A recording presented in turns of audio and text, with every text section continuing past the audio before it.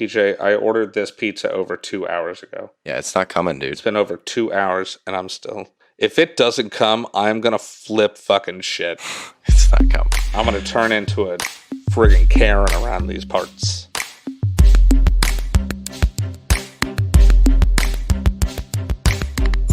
Pizza Dude's got 30 seconds. Wise men say forgiveness is divine, but never pay full price for late pizza.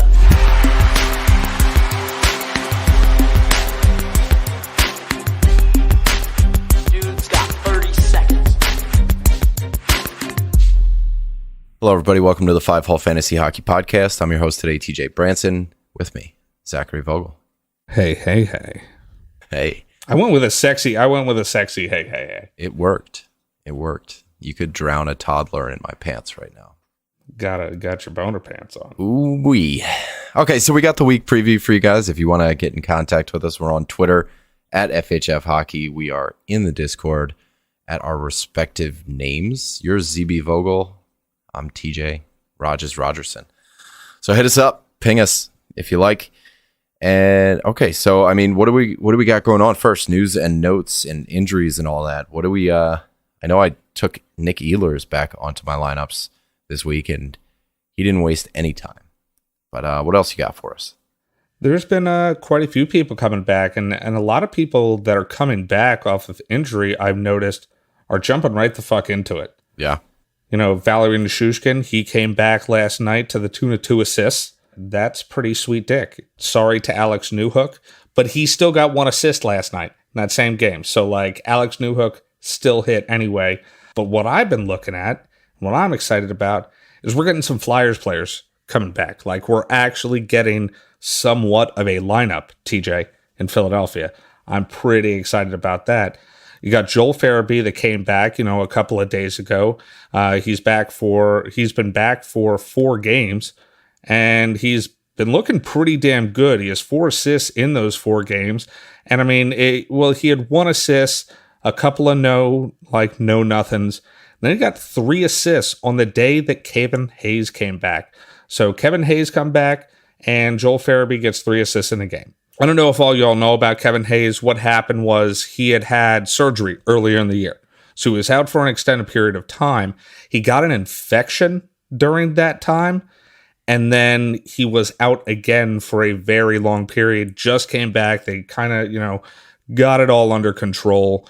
Now we got Kevin Hayes back. And thank God, because we pay him a lot of money. And in all honesty, he is good for that team. Just everything you hear about him is just, his attitude is infectious. Oh, yeah. So I'm hoping that the Flyers can play a little bit of spoiler here at the end of the year. I'm not. And, they might move some pieces. But I don't see Farabee or Hayes being any of those pieces.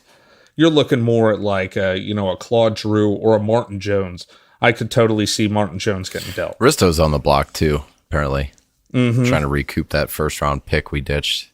Okay, so with the rest of the injuries, Mike Smith. Hey, Mike Smith is back hanging out with us. He likes hanging out with us. Isn't he back on the shelf already? That weird friend. Yeah. He got hurt in yesterday's game. Okay. They lost to Montreal, and he wasn't available in the post-game presser after the game, and he is currently day-to-day with an undisclosed. So not really sure when he got hurt last night, but he did finish out the game, and now he's day-to-day. Why don't we stick with the Oilers? Actually, there's quite a few Oilers things going on. Evan Bouchard left that same game with an illness, but not before he assisted on a Zach Hyman goal. So that was pretty cool. I just talked about him, and I like Evan Bouchard. The Oilers do have a bit of a front-heavy week next week, so we'll kind of have to see if he's going to be available to play. I believe they play Monday and Wednesday, so it depends on what kind of illness there is. But remember, there's also Tyson Barrie. You know what I mean? Tyson Barrie is still on the shelf, and he's already been pre-ruled out. He's already pre-ruled out for both Monday and Wednesday. So if they also don't have Evan Bouchard, that's, definitely going to throw a fucking wrench in the works. those teams that they're playing aren't exactly easy teams. They're playing Calgary and Washington. So those are two high-scoring offenses. And then Tampa. Yeah, and then Tampa. But you're hoping for that. You're hoping for that Tampa game on Saturday. I'm pretty sure it is. You're hoping that you're going to have some of those people back. You're going to have possibly Tyson Berry back. You're going to have Evan Bouchard back. If it's just like a normal illness, he might be out a day or two. He shouldn't miss 2 more games. But, we'll see. All I'm saying is they have a tough road ahead of them this upcoming week. They could, at the end of the next week, be on a 4-game losing streak. Like, it's very feasible. They can very feasibly lose to Calgary and then to Washington and then to Tampa Bay. That makes a lot of sense. Oh, I drank that too fast and I got water on me. Fuck. I'm all wet. All right, Anders Lee is also out. He's out for personal reasons, which, didn't bother the Islanders at all yesterday, as they looked really good against the St. Louis Blues. Kiefer Bellows gets bumped up into a top 6 role, and he didn't do jack shit with it. The Isles won nonetheless, behind some really good play by Oliver Wahlstrom, and believe it or not, he had a goal and 5 shots on goal in less than 9 minutes. Less than 9 minutes time on ice. Like, you just think about what he could do if he played like an actual NHL game's worth of minutes. It's because, so he was actually a little more,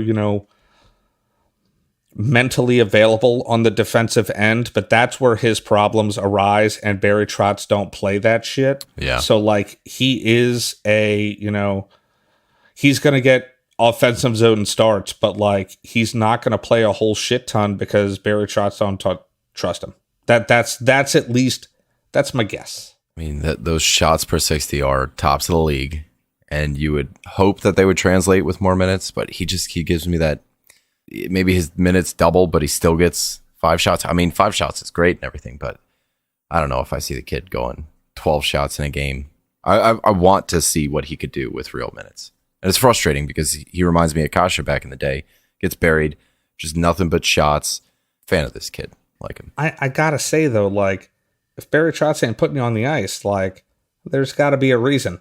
Fair. It ain't just because. Yeah, it's because he gave away the puck and not because of the goal or the 5 shots. Like, fucking Barry Trotz.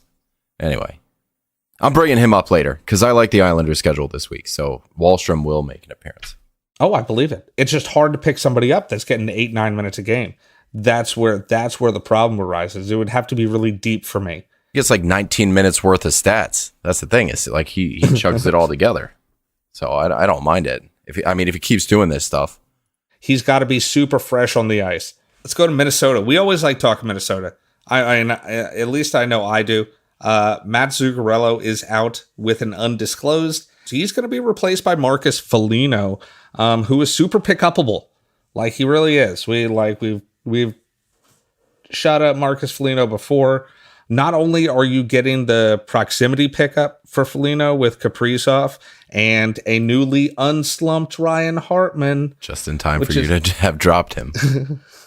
Yeah, but hey, I did say that, like, that didn't change my mind on Hartman. Right. So I had to call him up to my office and say, hey, man, we're going to take you down to the AHL. You need to show me something. And he did. He got 3 goals in 2 games. So good for you, Ryan Hartman. Ready to have you back on my team. He's a monster on hits at over 4 per game. And that's Marcus Foligno I'm still talking about. He's over 4 hits per game as of recently. And, like, when I say as of recently, I don't mean in, like, the past 3 games. I mean, like, in his last 10 games, he has, like, 4 hits a game. And now he's on the top line? Come on. This one seems like a slam dunk for me. Sorry, Matt Zuccarello, but Marcus Foligno is a great person to have on that top line. Big bangs. Last up here, TJ, I have Miro Heiskanen. He's questionable for today's game, and that is against the Minnesota Wild, and he did not play. Now, the Stars still whooped up.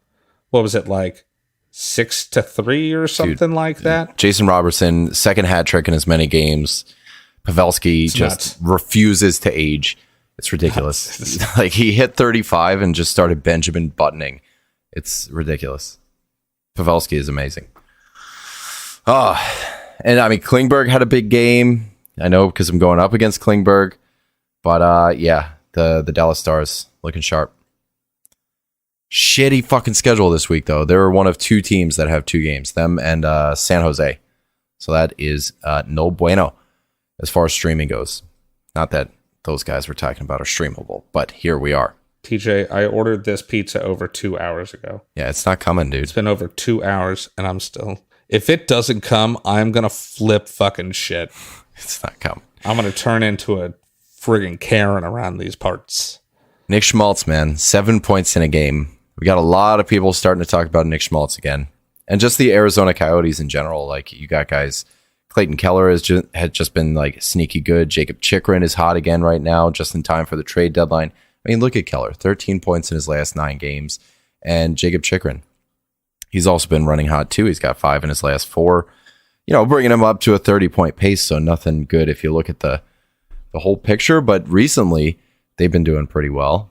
And they played Ottawa, Colorado, Winnipeg, and Vegas in their last 4 games. That's where Chikrin's got 5 of his points. So I don't know if this is worth looking at. Because, I mean, Arizona, but hey, man, it's always fun to like root for Jacob Chikrin. What's nice is you have another week to figure it out because Arizona has a real shit schedule, playing on all the heavy nights, only 3 games. So I just wanted to highlight some of these Arizona guys that we don't really get a chance to talk about that are playing really well. They're all like super available too. I don't know why I'm advocating for Arizona right now, but... Well, I mean, we usually don't talk about them. Well, we usually don't because there's usually no reason to. Yeah, I mean, you got Chikrin at 56%, Keller at 48%, and then Nick Schmaltz way down at 9%. I imagine he's going to go way the fuck up, but man, you know, it's fun to talk about these guys right now. I just like his name, Nick Schmaltz. I like it. Dude, I want Lawson Krause. Like, if he gets traded somewhere, that could be fun. You know, I don't see him in the top 6 anywhere. Like, he'd be good I think in Tampa. Like, he would be that perfect 3rd line guy in Tampa, I think. So, trade deadline Lawson Krause is coming up. Yeah, I think Krause would be like, anybody that picks up Lawson Krause they're going to be glad they did, I think. Because I think there's a lot offensively there, and he hits like a motherfucker. He's getting 17 minutes lately. The shots aren't, you know, great at this point, but the hits, he's got 2 goals in his last 6 games. I don't know. Lawson Krause he's a TJ guy. I really like him. But the trade deadline is coming up, and there have been rumors that Philly is checking out Florida's AHL pipeline, and that got me thinking about Giroux in Florida as a 2C, and then you'd have Bennett as your 3C, man. And also, like, just keep an eye on Noel Shari because he's gonna hit the market soon. He's not playing anywhere right now. I would love to get Noel Shari. I want to see him in Minnesota so bad. Like, he would be a perfect 1C just for shits and giggles, like Billy G style. Man, give me it. So you think G is going to go for picks, or do you think you'd get a player in return? I don't know. I feel like Florida's got like you're saying prospect pool, go young players. Yeah. You know, they sold Grigor, I think it was Grigorenko last year, or Denisenko, one of those guys. I'm sorry, like, I'm mixing them up right now, but they sold him last year. I was like, wow, that's kind of crazy. I think to Chicago maybe, or maybe it was Columbus. It's real foggy at this point, but like, they made a move last year that I was really surprised at. They're seeing what they have in Anton Lundell. They're really happy with it. So, you know, some of these other guys could be trade chips at this point, and they still have some money. I don't know. I think Florida goes for it. I think they're looking hard at Giroux. I think Giroux is going to be... We'll see. I don't think he was in that list of teams that he really wanted to go to. I think Colorado was one of them, Minnesota, and St. Louis. I don't know. It's going to be a fun trade deadline. I do think it's going to be kind of a quiet one. I don't want Giroux to go, but that's what I'm at. All right, moving into the week preview. We got a very violently normal week for fantasy hockey. Like Monday, Wednesday, Friday are super light. Tuesday, Thursday, Saturday, and Sunday are heavy. Those are your heavy nights. Off nights being Monday, Wednesday, Friday. Thursday, 13 games. That's the biggest night of the week. That is nuts. So what I'm thinking is, like, you know, early week streaming, loading up on offense early in the week. Saturday, Sunday, you should be pretty comfy. And then like Thursday too, you're not going to have bench issues. Your roster should be full. Go for goalies later in the week. I think that's something we should talk about on the weekend preview, but I think with 9 teams that are rolling back-to-back Saturday, Sunday, you could pick up a backup there. And then Thursday, Friday, there's 5 teams. There's a lot of backups going this week. So I have one goalie that I want to talk about. Vladar. Just one. Yeah, he's going to get 2 games. It is Vladar. It's got to be Vladar. I mean, Way to spoil it, man. I mean, why would you spoil it like that? It seems a little unnecessary. It just makes sense. Calgary's got 2 back-to-backs. They have 5 games. Yeah, they got 2 back-to-backs. He's gonna get 2 games. You got to go week. for that one. Fuck yeah, you have to. So that makes a ton of sense. Vladar. I mean, let's just look at these back-to-backs: Oilers and Capitals. Which one does Vladar Do you think get? he's going to get? My thought is he's going to get the Oilers, especially because they're on the front end of the back-to-back, and right now they're definitely depleted.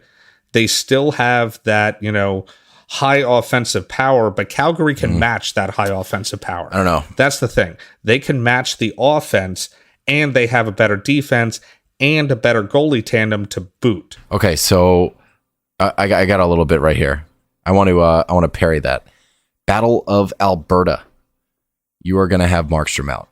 I think Marchment goes up against the Oilers. The Capitals have been having some question marks. Vanacek's been okay, but Samsonov not so much. I think they had their Vanacek's been great. Yeah. Vanacek has like a 950 or something like that in his past couple of games. So the Capitals are going to see Calgary on Tuesday and then the Oilers on Wednesday. So they have a back-to-back of their own to figure out. So they're going to be struggling on the front half of their back-to-back with which goalie to go for. I don't know. I think Vladar gets the Capitals. Just that Battle of Alberta thing, man. Like, maybe they want to cheer on Vladar, but Markstrom just seems like that guy. The back end of the week, though, it's Detroit. With those 3 teams, it's all like a big love triangle. It's all Calgary, Edmonton, Washington. They all back-to-backs to each other, against each other, but like on different days. And yeah, obviously, he's definitely going to get Detroit. Come on. Yeah, I mean, I think that makes sense. You got Colorado on Sunday, so that will be the Markstrom one. Yeah, I'm right there with you in terms of Vladar, looking at him for a full week stream if you want to get 2 starts. But then we got to talk about our guy. I figure we're jumping straight into Calgary here. Yeah. I mean, they're in my eyes, they're definitely the best schedule of the week just because they have the 5 games. Obviously they play on 3 heavy days, but you gotta love those back-to-backs. Those bookend back-to-backs, man, I fucking love it. You got a back-to-back Monday, Tuesday, and a back-to-back Saturday, Sunday. That's points. It's time on ice. It's games played. Well, I think it's important to bring that up is that 3 of their games are on these, even 4, because they have that Sunday game, Sunday technically being a heavy night. Check your lineups before you're just, a moth drawn to a flame when it comes to seeing these 5 games. Make sure you have room, because we're going to talk about Blake Coleman here. I'm sure we're going to talk about Tyler Toffoli a little bit, maybe a guy like Rasmus Anderson. Check your lineups. Make sure you have room for these guys before you burn an acquisition thinking you're getting a full week stream.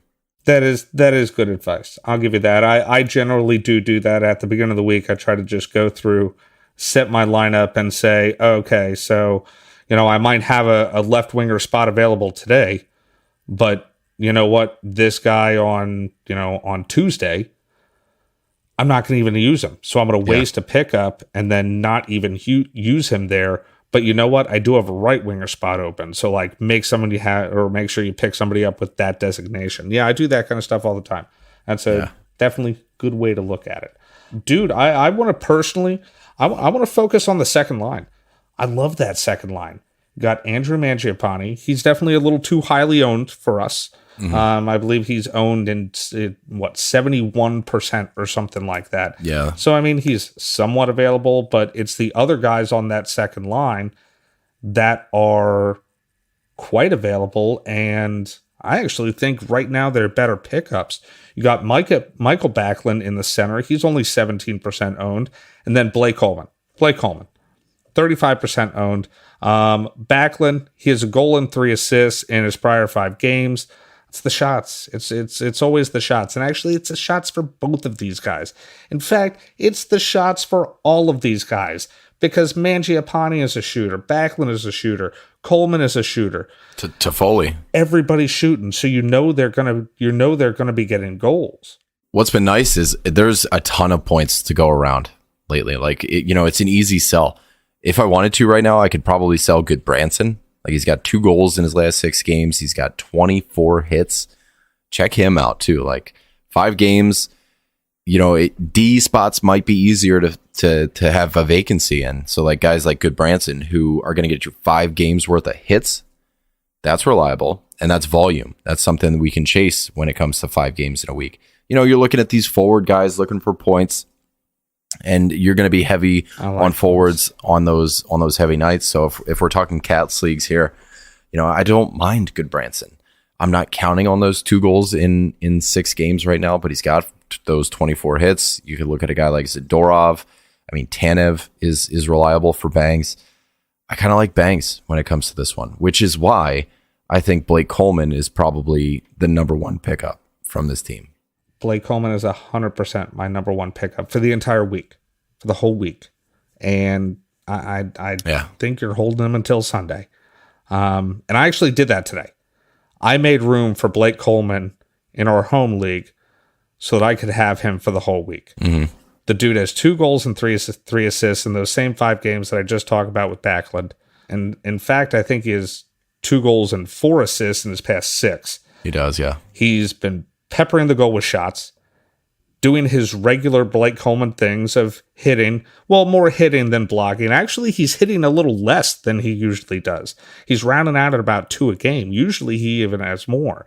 And usually he even has more than probably, right around 3 shots a game.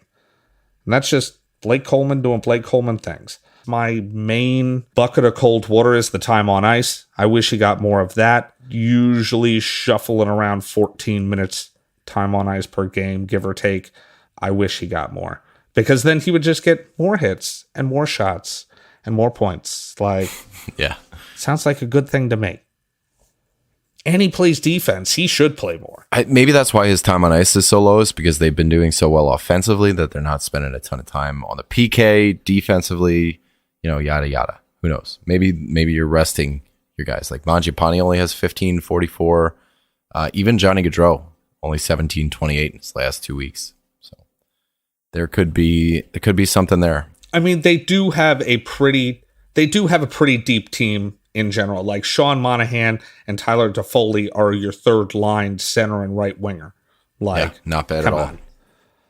Okay, I want to talk about Columbus here, because I think, by way of off nights, them and the Islanders have maybe the best schedules here. So Columbus has Toronto, the Islanders, Minnesota, and Vegas, where the New York Islanders, they see Colorado, Columbus, Winnipeg, and Anaheim Ducks. The New York Islanders have a better schedule when it comes to defensive opponents. Like, Winnipeg's been letting goals in. Columbus, they can Columbus it up pretty well. Colorado is Colorado. And then Anaheim to finish out the week. I think that's more of a plum schedule when it comes to looking for offense. The problem is that it's the New York Islanders. And when you're looking for offense, that's probably the last place you want to go. So, take from that what you will. Columbus, I want to talk about a couple guys that I was surprised to see how owned they were.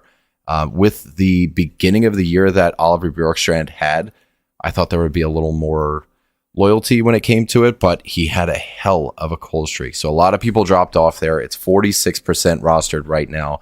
He's got 7 points in his last 8, and he's got 2 off nights this week. So, if you're in one half of those leagues that has him available, he's left wing and right wing, playing alongside Patrick Laine on the power play.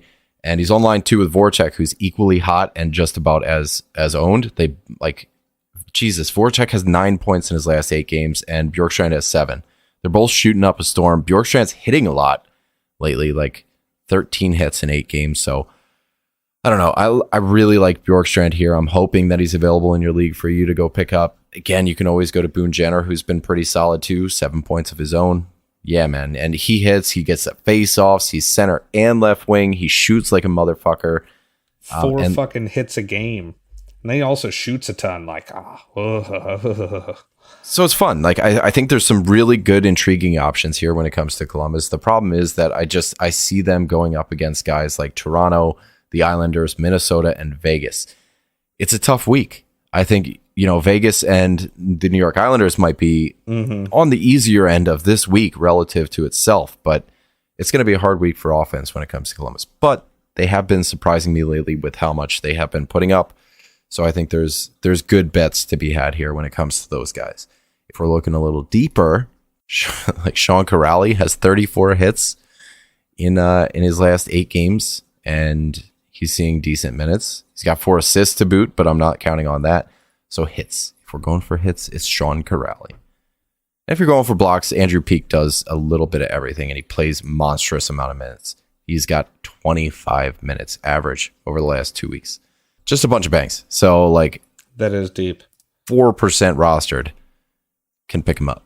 But if we're looking for offense, the guys I mentioned before, Jenner, Bjorkstrand, Voracek, all around that 50% mark. I would have been talking about Boone Jenner because he's the tits. And he's also playing with Patrick Laine, who did cool off, but that's only because he was white fucking hot. He had to cool off a little bit sometime, and he did. But Boone Jenner is still super viable, still in that top line. Laine's back to hot.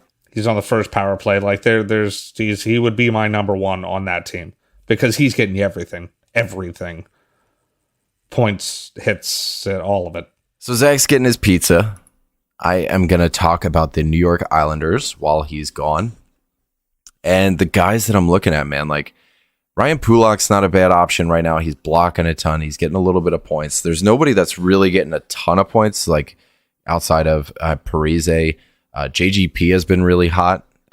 So those are 2 options, I think, for offense. Is Zach Parise at 3% roster. JGP is going way up because he hits, because he blocks, because he takes faceoffs, because he shoots. Problem there, center only.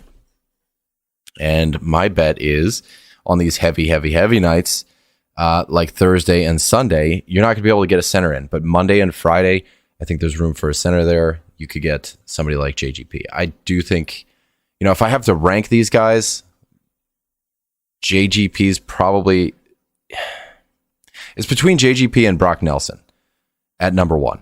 But I think like there's a ton of options here. So those 2 guys, both center only, those are the guys that I'm looking at. Like Nelson's got 25 shots in his last 8 games, 4 goals and an assist. Not doing much else of anything. But then, I don't know, there's Parise, like, who I don't buy into incredibly, but he's got 8 points in his last 8 games. I do like Wahlstrom, but that time on ice is disgusting. Noah Dobson is somebody I think we really need to key in on here. He's got 6 points in his last 8. He's 52% rostered, so a touch on the higher side, but he is running power play 1, and he's on something of a hot streak right now. So Noah Dobson, somebody I want you guys to check out and check in on if you need D help. I like Pulak. He's getting a little bit of points, and he's blocking like a motherfucker. So, you can't go wrong with any of the 2 kind of marquee New York Islanders defensemen. The Islanders have 1 back-to-back, so maybe Varlamov if he's available. I know we've been talking about like week-long pickups and stuff like that, and there are teams that I like with week-long pickups, but a lot of these teams, really play on those heavy days, like they really do. So I still always lean towards splitting things up because I like to use my acquisitions.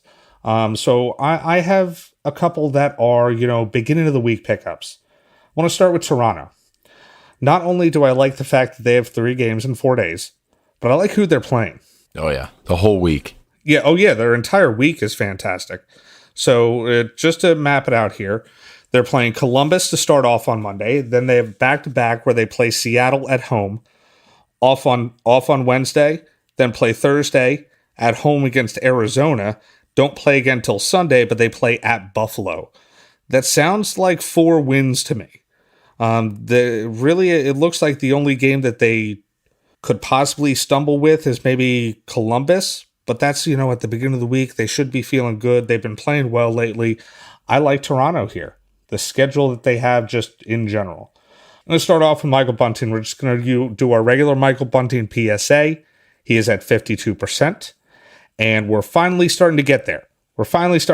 Bunting is just over 50% owned, and that is still too low. Yeah, he's got 10 points in his last 7 games.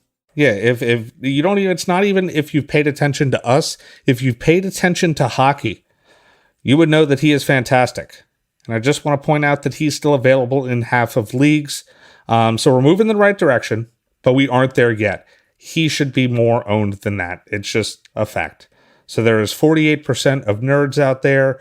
You need to get your shit together. Nick Robertson, the other Robertson, is only 2% owned. And little Nicky here was thrust onto the second line and was the benefactor of John Tavares coming out of his slump. John Tavares was in like a goalless slump like you fucking read about. And he finally scored a goal. Tavares did add an assist, I believe. Robertson also added, so not only did he have that assist, but he also added a goal of his own. And if he stays on that second line for any amount of time here, I'm interested. I like that second line of Nylander and Tavares. If he's going to be out of that slump, let's do it. John Tavares. I want to shout out my boy Ilya Mikheyev, left wing, right wing, line 3, power play 2. He's got 4 points in his last 7 games, a buttfuck ton of shots. Not when you stack it up against Marner and Matthews, but he's got 19 shots in his last 7, almost 3 a game, hitting a little bit too. So I always love me some Mikheyev. And if Robertson doesn't work out, I think Mikheyev could be the guy. What's up with what's his name? Kerfoot. He's got 4 points. Anything there? Try eligible. He's down to line 4 by now. He is, and I've brought Kerfoot up before, but I want to mix things up. And Nick Robertson earned his due by making to that second line, so we had to go elsewhere. But don't think for a second that I don't like Kerfoot, because I do. So who else you got? Do you like Mrazek? They have one back-to-back this week. Any interest in that one? They're back-to-back early on. I think he's going to get Columbus or Seattle, so could be an early week win. I mean, generally they would take the early end of it. So at Columbus, but Columbus being the better team, I would want that to go to Campbell. I mean, Mrazek has burned me before. The whole thing about Mrazek is he's a roast beef sandwich waiting to happen. It's the bad goals. He lets in bad goals, and he also lets in the same amount of good goals that you would ones that you would expect him to let in. So it's not one or the other. But he also lets in the really shitty ones. So I do like Mrazek just because of the fact that he's on Toronto, and Toronto very feasibly could win all 4 of these games. But I've never been a fan of Mrazek. Neither have you. And I think it's for a reason. I don't think I just haven't been a fan of him for no reason, but I'm not a fan of him because I've watched him play. Because he played on the Flyers. Yeah, well, I also watched him play a lot on the Flyers, and let's just say I was none too impressed. That's just a fact. So who do you got next? Looks like the Florida Panthers. Yeah, I like the Florida Panthers here. I do. I also like them. They also have 3 games in 4 days. It's not a mistake. I just like doing that. So they play at Buffalo, at Pittsburgh, back-to-back, Monday, Tuesday. And then they play Philadelphia at home on Thursday. So I like that too. Honestly, I think that Florida could have 4 wins here as well. They also don't play until Sunday, where they play Los Angeles. They could easily get 4 wins out of this week. Easily. I think right off the bat, we got to start off with Mason Marchment. That is my pickup from this team. It's Mason Marchment. He's 26% owned, and I am on the Mason Marchment train. And why wouldn't you be? He has 31 points in 30 games, at 3 shots on goal per game, and that's for the whole time. That's for the whole season so far. 3 shots on goal per game. And now, not only is he in the top 6, but now he is on the top line on the right side of Barkov with Verhaeghe on the other side, which is enough right there for a pickup. He lays big fucking hits and plays the entire 200 feet of the ice. As far as I'm concerned, he's like a Blake Coleman 2.0. You know what I mean? I love this kid. I think Mason Marchment is just fan-fucking-tastic. I really do. Send it. I'm with him. I don't mind Lindell either. He's got 4 goals in his last 2 weeks, 6 games. No, I like Lindell, but neither suck. Marchment is my number 1. I agree. Yeah, I think Marchment is the guy to pick up from here. I mean, you're getting hits, you're getting shots, you're getting points, and now you're getting deployment too. So 26%. I'm taking the over by next week. So I know we've kind of, I said I had one goalie to pick up. We've already talked about him, obviously. That was Dan Vladar. You know who I don't want to pick up? Jonas Johansson. He fucking blows. Jojo. I miss Spencer Knight. Oh, yeah. I miss Spencer Knight. And I don't know if, everybody knows where Spencer Knight has been, but, he has been on the team. Now, it's not because he's not healthy. He and Owen Tippett were actually both loaned to the Charlotte Checkers in the AHL to make some room after, the whole COVID thing with people coming back off of IR, one of which was actually Mason Marchment, Patrick Hornquist, people coming back. Bob's has obviously taken the lion's share of the starts in Florida, and with Jonas Johansson as his current backup, I don't blame him because, like I said, he just flat out sucks. Like, he lets in a ton of goals. But luckily, Spencer Knight is reportedly going to be back on the big club real soon, and I, for one, can't wait. I got nobody left, but Minnesota has 4 games and 1 off night, and I just want to throw Matthew Boldy's name out into the mix again because he's 31% rostered, and he's out there, and he's going to get some games. Sign me up. Fucking Professor Snape style, dude. Matt Dumba's off IR too out there, so rising tide and all that jazz. Sign it up. My Patronus is Matthew Boldy. You got anything left here? No, I think I'm good, right, man. I think I'm good. That is the week preview. If you guys got any extended questions, hit us up in 280 characters on Twitter or get into a discussion on the Discord. You guys can find us at FHF Hockey. You can find the Discord link there on the Twitter or just ask around, whatever. Love you. Bye. Love yous.